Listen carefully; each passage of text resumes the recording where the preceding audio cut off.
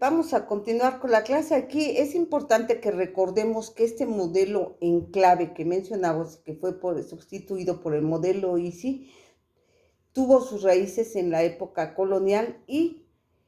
su plena expresión se da durante 1870 a 1910, donde estaba a cargo del Ejecutivo o de la presidencia Porfirio Díaz. Es la época que se conoce como el Porfiriato, en donde nuestro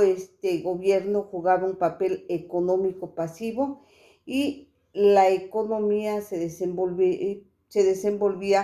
bajo el libre juego de las fuerzas del mercado. Bueno, continuando con lo que son la política cardenista, en donde vemos que se implementa un modelo económico. El objetivo de este nuevo modelo económico era alcanzar el crecimiento del mercado, el mercado interno, mediante la eficiente sustitución de las importaciones. Esto lo que implicaba era desarrollar la demanda interna y realizar una reforma agraria y por consiguiente un impulso a lo que era la industria nacional, pero además se necesitaba desarrollar una infraestructura para poder satisfacer las necesidades de la empresa.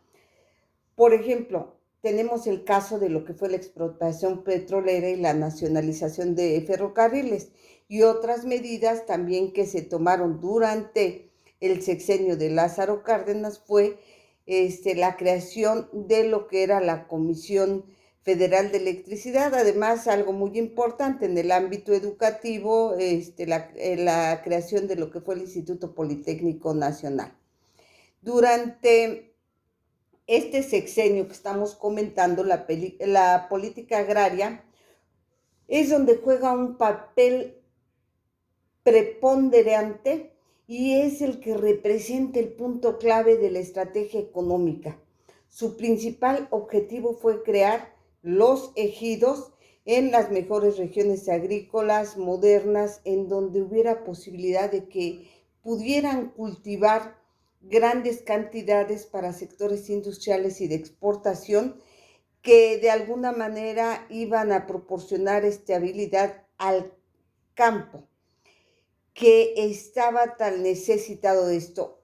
Este, Cabe destacar que durante este sexenio hubo una repartición de tierras de 18 millones de hectáreas. También, bueno, pues se aplicaron políticas de desarrollo en la Comisión Federal de Electricidad, en el Banco Nacional de Comercio Internacional, lo que es el Banco Agrícola y la refundación de Nacional Financiera, que su objetivo era el refaccionamiento del capital para lo que era la industria. Aquí jugaron papeles importantes Limantur, quien mexicanizó lo que fue Ferrocarriles Mexicanos, y Nacional Financiera, que en un principio su propósito principal era promover al mercado los valores y propiciar la movilización de los recursos financieros. A finales de la década de los 30, el sector manufacturero empezó a ser más dinámico en la economía,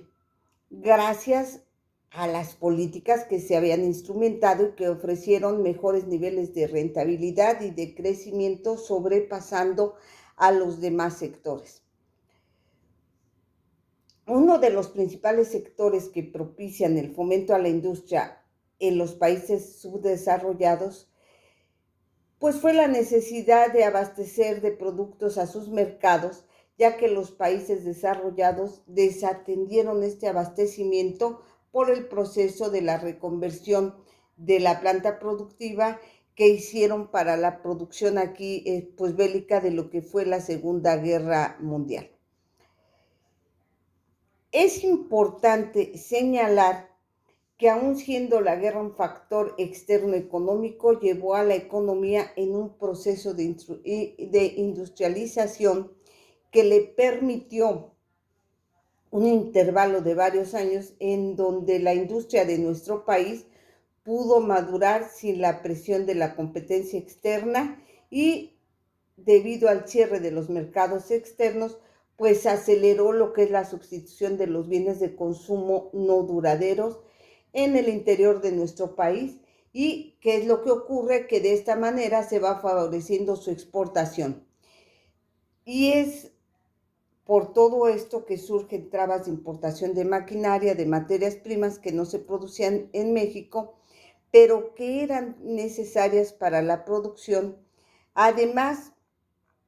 el gobierno canalizó de manera prioritaria los recursos gubernamentales de todo tipo. Aquí podemos señalar lo que son los materiales, los financieros y los humanos. Al término de la Segunda Guerra Mundial, la demanda de los países subdesarrollados se orienta nuevamente a los mercados americanos debido a las políticas de las empresas estadounidenses para recuperar los mercados que ya habían perdido por estar inmiscuidos en lo que era la Segunda Guerra Mundial, lo que genera un desempleo, constantes fluctuaciones en la economía, y esto obliga a que nuestro gobierno lleve a cabo estrategias de desarrollo que estaban basados en lo que era la protección a la industria, y entonces crea condiciones de rentabilidad para la inversión productiva con el propósito de ir asegurando el crecimiento de la industria de nuestro país. Esto fue el llamado proceso de sustitución de importaciones e industrialización que se puso en marcha en el año de 1947, que era básicamente una política de protección de permisos previos a la importación, el cual se pensaba que generaría, además de su crecimiento, un desarrollo económico, es decir, que aumentaría lo que es el empleo y por lo tanto iba a mejorar el nivel de vida de los países, pues el crecimiento hacia adentro iba a llevar a la disminución del déficit del comercio exterior y a la vulnerabilidad de la economía, lo que iba a permitir el surgimiento de un crecimiento industrial nacional. Que tengan excelente día.